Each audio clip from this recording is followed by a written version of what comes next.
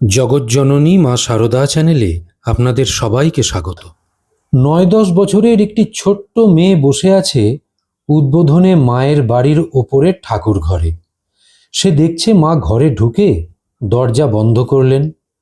তখন ওই ঘরে আর কেউ নেই, শুধুই সেই ছোট্ট মেয়েটি আর শারদা মা। অতটুকু ছোট্ট বয়স, তবুও মা তাকে অযাচিত কৃপা করছেন। সেদিন মন্ত্র দীক্ষা পেল মেয়েটি। সে এক ঘটনা বটে। ওই ছোট্ট মেয়েটির নাম ছিল সরজু রায়। থাকতেন শিয়ালদহ অঞ্চলের চাঁপাতলা নামের একটি জায়গায়। তার ঠাকুমা ছিলেন যোগমায়া দেবী। প্রায় বাগবাজারে গঙ্গা স্নানে আসতেন আর ফেরার পথে শ্রী শ্রী মাকে প্রণাম করে ফিরতেন।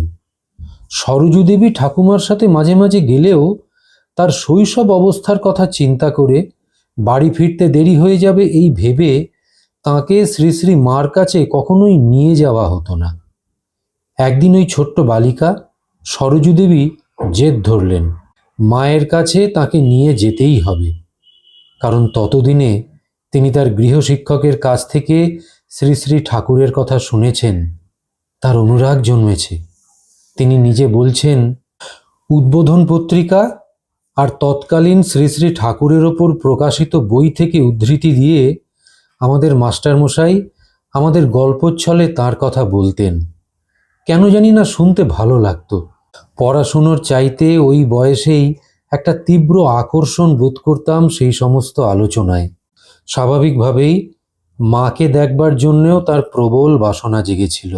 সেদিন ওই ছোট্ট মেয়েটির জেদের কাছে তার ঠাকুমা হার মানলেন, নিয়ে গেলেন মায়ের কাছে। সেই প্রথম সরজু দেবীর মাতৃদর্শন। জীবন সায়াহ্নে এসে সেই দিনের কথাটি স্মৃতিচারণা করেছেন সরজু দেবী।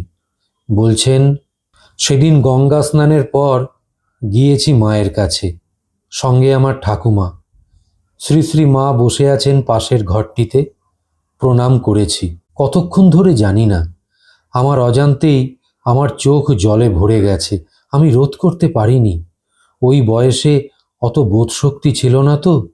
তবে কেন জানি না মনে হয়েছে ইনি যে আমার অনেক চেনা, আমার সব থেকে আপনজন।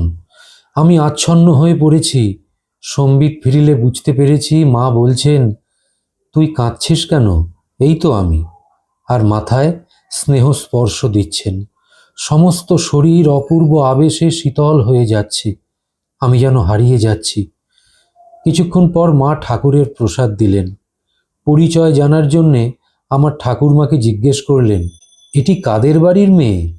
শোনার পর একদিন স্নান করিয়ে আমাকে তার কাছে নিয়ে যেতে বললেন। সেখানে গোলাপ মা, যোগিন মা সবাই উপস্থিত ছিলেন। স্নান করিয়ে নিয়ে আসার অর্থ তাঁরা জানতেন।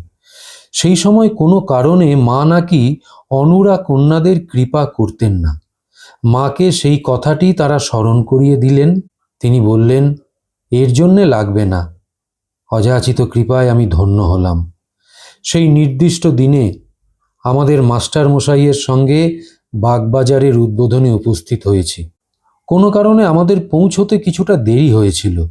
দেখি পূজনীয় শরৎ মহারাজ অত্যন্ত উদ্বিগ্ন হয়ে সামনের রাস্তায় পায়চারি করছেন।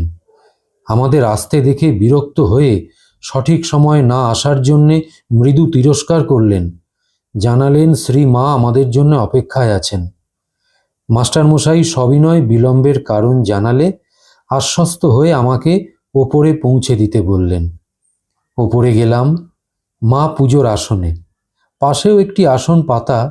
স্নিগ্ধ দৃষ্টিতে সস্নেহ আহ্বান, কোনো অনুযোগ নেই। আমার শিশুমন তখনই ভরে গেল আনন্দে। মা উঠে দ্বার রুদ্ধ করলেন। সেখানে আর কেউ নেই, আমি আর মা। আমাকে অন্য আসনটিতে বসতে বলে নিজে পুজোর আসনটিতে বসে কিছুক্ষণ পুজো করলেন। আমি পাশে বসে ভাবছি, মা তো আমাকে মন্ত্রদীক্ষা দেবেন, কিন্তু কি সেই মন্ত্র? আমি যে ঠাকুরকে বড় ভালোবাসি, অন্য কোনো নাম পেলে অনুরাগ আসবে কি? অন্তর্যামী জগৎজননী আমার আকাঙ্ক্ষা ঠিক বুঝতে পারলেন। পুজো সাঙ্গ হলে আমাকে সচকিত করে বললেন, ওরে, ঠাকুর ছাড়া আমাদের আর কে আছে? তুই যা চাইছিস সেই নামই পাবি। আমি অবাক হলাম, মা কি করে আমার ভাবনার কথাটি জানলেন? দীক্ষিত হলাম মহামন্ত্রে, মহামায়ার কাছ থেকে। সস্নেহে কর জপ করা দেখিয়ে দিলেন। হাতে কিছু ফুল দিয়ে গুরু পুজো করতে বললেন। কিভাবে পুজো করতে হয় আমি তো কিছুই জানি না। ইতস্তত করছি দেখে মা তার শ্রী চরণ দুটি বাড়িয়ে দিয়ে পুষ্পার্ঘ্য দিতে বললেন। প্রাণ ভরে অর্ঘ্য দিলাম। আমার হাতে একটি হরিতকি দিয়ে গুরুদক্ষিণা দিতে বললেন। দুহাত পেতে মা সেটি গ্রহণ করলেন। আবার আমি কৃতার্থ হলাম। নিচে গিয়ে প্রসাদ পেয়ে বাড়ি ফেরার আগে পুনরায় তার সঙ্গে দেখা করে যেতে বললেন। প্রসাদ ধারণের পর কিছুক্ষণ বিশ্রাম। মাও সেই সময় বিশ্রাম নিচ্ছেন। সময় হলে সকলের সঙ্গে তাকে দর্শন করতে ওপরে গেলাম। প্রাণ ভরে মাকে প্রণাম করলাম।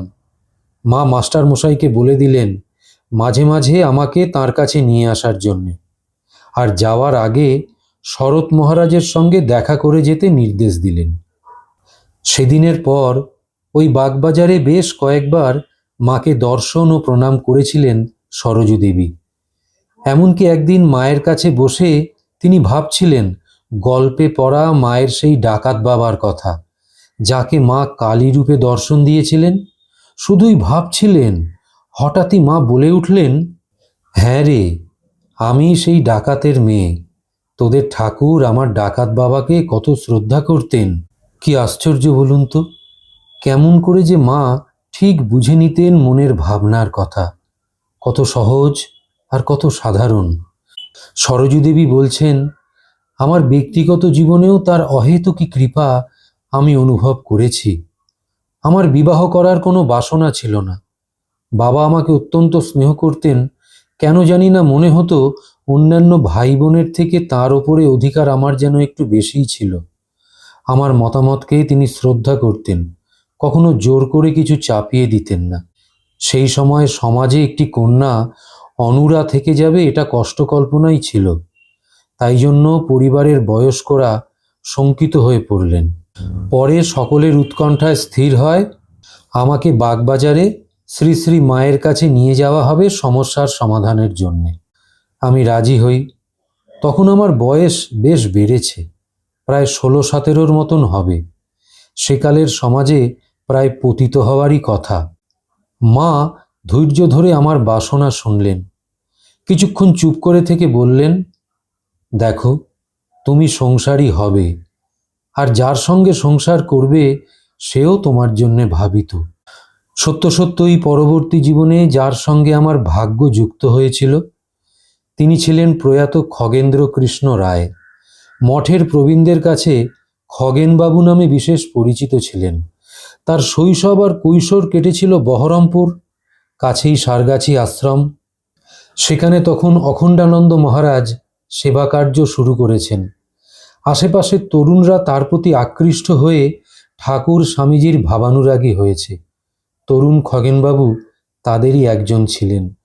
অখণ্ডানন্দ মহারাজই তাকে বাগবাজারে শ্রী শ্রী মায়ের কাছে পাঠান। তিনিও শ্রী শ্রী মায়ের কৃপালাভেই ধন্য হন। এখন ভাবি, এটা কি অলৌকিক নয়? প্রিয় বন্ধুরা, সেই যে দীক্ষার দিনে সারদা মা সরজু দেবীকে বলে দিয়েছিলেন পূজনীয় শরৎ মহারাজের সঙ্গে দেখা করে যেতে, সেদিন পূজনীয় শরৎ মহারাজকে প্রণাম করলে সরজু দেবীকে মহারাজ মায়ের একটি ছোট্ট ফটো দিয়ে বলেছিলেন, এটি বুকের মধ্যে করে নিয়ে যাও, কাউকে দেখিও না। বোধহয় মায়েরই সেরূপ কোনো নির্দেশ ছিল। সেই মাকেই তো বুকের মধ্যে নিয়ে আমরা অনেকেই চলবার চেষ্টা করছি। কতটুকু পারছি জানি না, তবু চেষ্টা চলছে। আজ তাহলে সৎপ্রসঙ্গ পর্ব 99 এখানেই সমাপ্ত করলাম। আপনাদের কাছে বিনম্র অনুরোধ রাখলাম চ্যানেলটিকে সাবস্ক্রাইব করবার। যদি ভালো লাগে একটু কমেন্ট করে জানাবেন, উৎসাহ পাব।